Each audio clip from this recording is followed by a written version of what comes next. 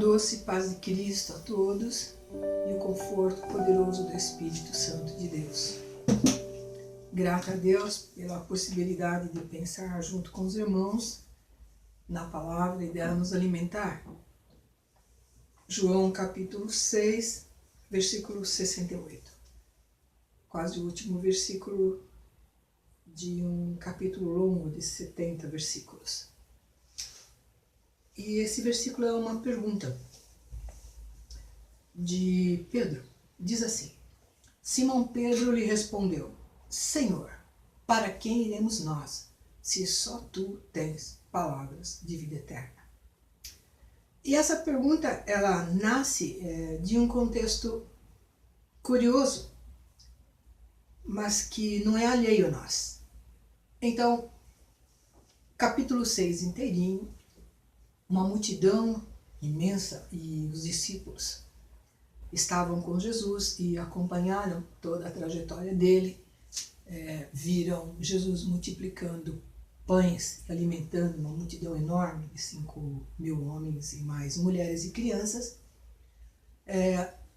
viram Jesus andando sobre o mar revolto, e Jesus andando com segurança sobre o mar. Viram Jesus acalmar o mar. Viram Jesus curar pessoas, agindo com piedade, misericórdia e com infinita compaixão. E as pessoas ficaram empolgadas, uma pessoa com tanto poder, com tanta possibilidade de atender às necessidades humanas, que eles quiseram, inclusive, coroar Jesus como rei de Israel. João 6, versículo 15, isso está escrito. E Jesus fugiu dessa trama, desse ardil de eles tentarem fazer isso, porque Jesus era o Deus encarnado ali, que estava se apresentando à humanidade para trazer coisa muito mais poderosa que isso. Ele estava trazendo a possibilidade real dos homens serem reconciliados com Deus, de novamente estarem com Deus, que é a maior necessidade humana. E para fazer isso, eles precisavam ter Cristo dentro deles. E Jesus então se apresenta como o pão da vida, o pão capaz de matar a fome espiritual da humanidade. E ele diz: quem não comer da minha carne não é digno de mim. Não tem vida eterna quem não comer da minha carne. E isso incomoda as pessoas, e eles dizem: isso é muito difícil, e eles vão indo embora, porque na verdade eles estavam interessados ali, e o próprio Cristo aponta isso, pelos desejos mais imediatos, como matar a fome, a cura da doença que está incomodando e atrapalhando, e até uma ambição política maior, como ocorreu, enfim. Mas Jesus estava trazendo, era um projeto eterno, poderoso, que eles não estavam conseguindo alcançar, pensar e ver naquele momento. E então eles vão embora, e Jesus até dá essa possibilidade para os discípulos também. Falou: todos eles foram, vocês não querem ir? Também? E Pedro diz: mas Senhor, nós vamos para onde? Se só tu tens palavras de vida eterna. Veja, irmãos, essa é uma situação que todos nós, como cristão, um dia vai viver e vai precisar ter resposta muito clara a essa pergunta. Por que nós não podemos sair da presença de Deus? Por que nós não podemos abandonar essa tão grande salvação que nos foi oferecida? É por um motivo muito simples. É porque a nossa necessidade maior é a presença de Deus em nossa vida. Sem ela, não somos nada. Eu posso ser a pessoa mais habilidosa, eu posso ser a pessoa mais corajosa, eu posso ser a pessoa que tenha mais desenvoltura para isso, para aquilo, enfim, ter o talento que eu tiver. Mas tem uma coisa: se eu não tiver Deus em minha vida, se eu não tiver tido encontro com Deus, se a minha alma não conseguir descansar no Senhor, se eu não puder crer na misericórdia do Senhor, eu fracasso, eu não tenho firmeza, eu vou ser uma pessoa fragilizada demais e muito suscetível a tombos, a quedas, a desespero, e eu estou falando isso em nível espiritual.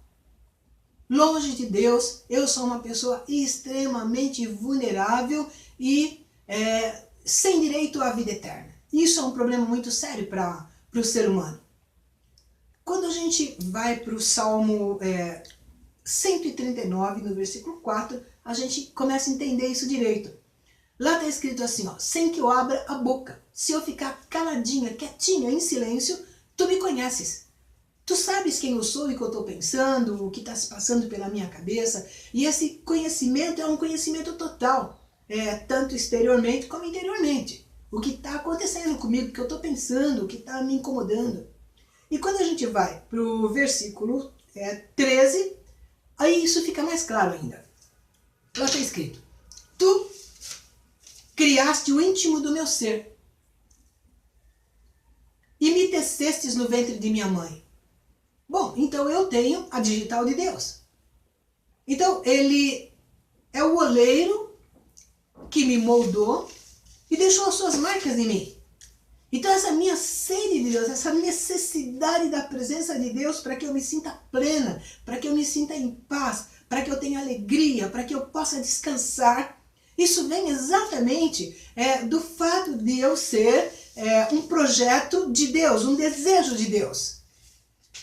Então, enquanto eu não encontro Deus, enquanto eu não entro na presença de Deus, eu não consigo repousar a minha alma, o meu coração, eu não consigo ter aquela paz que é capaz de guardar a minha mente e o meu coração em Cristo Jesus. Quando a gente vai para Efésios, capítulo 3, versículo 17, 18 e 19, Paulo ora pelos crentes por 3 motivos. O primeiro motivo, ele ora para que Cristo habite no coração de cada um. O segundo motivo é para que eles conheçam o amor de Cristo. Ele está orando pelos crentes, não é nem pelos descrentes. E depois ele ora para que sejam cheios de toda a plenitude de Deus. E isso é maravilhoso. Porque aí então ele termina dizendo o seguinte, que nós, embora não tenhamos essa consciência do que Deus está pronto a fazer por nós, e nós enquanto seres humanos, nós não temos essa percepção. Mas Paulo diz assim, olha, Deus é capaz de fazer infinitamente mais do que aquilo que pedimos. Equivale dizer o seguinte, tudo que eu vou pedir ao Senhor é em cima de problemas imediatos. Eu peço a cura porque eu estou doente. Eu peço o emprego porque estou desempregado. Enfim, eu peço que Ele me dê possibilidade de que os víveres que eu preciso dentro da minha casa para me alimentar, de alguma forma eu tenha a possibilidade de tê-los. Então eu estou sempre pensando em situações imediatas, porque eu não consigo enxergar o minuto seguinte, o ano seguinte, o tempo seguinte. Eu não consigo imaginar como vai ser a minha velhice. Aliás, eu não sei nem se eu vou conseguir chegar a uma velhice maior. Então, o que ocorre é o seguinte, quando Deus me atende, eu vou à presença do Senhor, pedindo algo imediato. O Senhor atende de forma infinitamente maior do que aquilo que eu estou pedindo, porque Ele enxerga o dia seguinte, o minuto seguinte, o ano seguinte, Ele enxerga até o fim dos meus dias. E aí então, a resposta do Senhor é a bênção da minha vida. Porque Ele está me dando aquilo que eu nem consigo pedir, porque eu não sou capaz de ver. Então, isso é bênção, é a perenidade do cuidado do Senhor. A bênção é perene, a responsabilidade paterna, divina em minha vida, na vida dos humanos, de cada um deles. Então eu oro ao Senhor e peço ao Senhor misericórdia para os meus filhos, para os meus netos, para o meu povo. Então o Senhor vê isso numa linha do tempo. Então uma geração vai, a outra vem, e assim cada geração que vai se sucedendo, a promessa do Senhor de cuidar, respondendo a oração daquele filho seu ou daquela filha sua, ela continua ao longo do tempo. Isso é bênção, irmãos. A Bíblia diz, em Deuteronômio capítulo 9, versículo 25, e Deus está falando a Moisés a respeito do povo judeu. Ele diz o seguinte, se esse povo me temesse, se obedecessem os meus mandamentos, então eles seriam bem-sucedidos, eles e seus descendentes, para sempre. Ou seja, Uma geração morria de velhice, a outra vinha e a outra, e assim, elas iam se sucedendo, mas todas iam sendo abençoadas para sempre, por causa da misericórdia do Senhor. Isso é bênção, irmãos. Veja, eu não consigo ser abençoada nesse nível, ter essa plenitude de descansar, porque o Senhor cuida de mim, se eu não me voltar para o Senhor. Se eu não entrar na presença do Senhor, se eu não tiver o que Paulo orou para que eu tivesse, a presença de Cristo, o amor de Cristo no meu coração e toda a plenitude de Deus dentro de mim. E quando eu faço isso, eu percebo uma outra coisa. Eu vou lá para o Salmo 119, versículo 73, e lá está escrito assim: as tuas mãos me fizeram e me afeiçoaram. Dá-me inteligência para que eu entenda os teus estatutos. Equivale dizer, eu fui feita pelo Senhor. Então o oleiro eterno, quando me moldou, deixou as suas marcas em mim. Foram as suas mãos que me fizeram. Eu tenho a digital de Deus em mim. Eu tenho a digital de Deus na minha alma, na minha mente, no meu espírito. Por isso eu tenho sede de Deus. Eu preciso de Deus. A alma humana precisa de Deus. O crente precisa entrar na presença de Deus constantemente, porque é isso que faz dele uma pessoa forte. Quando Davi ora, quando os salmistas escrevem seus salmos ou seus cânticos, eles dizem: o Senhor é a minha fortaleza, Ele é o meu baluarte, jamais vacilarei, não temerei quando o mal surgir. Salmo 27 é muito claro nisso. E eu só me apercebo disso quando eu estou na presença do Senhor. Irmãos, quando esse mesmo texto diz, as tuas mãos me fizeram e me afeiçoaram, ou seja, esse afeiçoar não vem no sentido de afetividade, mas vem no sentido de que eu fui afetada, que eu tenho as marcas do Senhor. E então para eu me alimentar desse alimento espiritual eterno, eu preciso fazer uma coisa.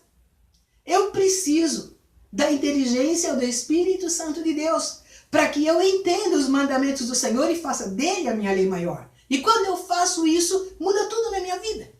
Não significa que eu vou estar isenta da dor, do choro, do sofrimento, do Covid-19, etc. Não. Significa que em qualquer enfrentamento não estarei enfrentando sozinha. Um dia desses estive pensando sobre isso. Não existe filho de Deus que anda de braço dado com Deus, através da oração e da sua palavra, que entre num vale sozinho. Deus costuma fazer companhia prazerosa aos seus no meio do vale. E nós precisamos disso. Queridos irmãos, às vezes nós, em tempos de paz, em tempos de fartura, em tempos de bonança, só enxergamos o imediato e começamos a querer o sucesso. Começamos a querer aquilo que, segundo o conceito humano, vai passar rapidamente. Porque o sucesso de um vai ser perseguido pelo outro e vai ser superado sim. E aquele que era o modelo, a referência, e de repente ele cai no esquecimento. E o outro, e assim o outro vai sucedendo, enfim. É alguma coisa que aqui fenece, aqui se desfaz e esvazia aquele que passou a vida inteira lutando desesperadamente para tê-lo. A bênção de Deus é diferente. Ela me acompanha. Da hora em que eu entro na presença do Senhor e o aceito e o quero como meu Deus, através de Cristo, até a eternidade. Irmãos, isso é tão sério que um filho de Deus, quando ele dorme no Senhor, isso está em Lucas, lá no texto onde fala de Lázaro e do rico, quando um filho de Deus adormece, os anjos do Senhor vêm e o levam. Ele é levado ao paraíso de Deus. Veja o cuidado de Deus até na última hora por nós.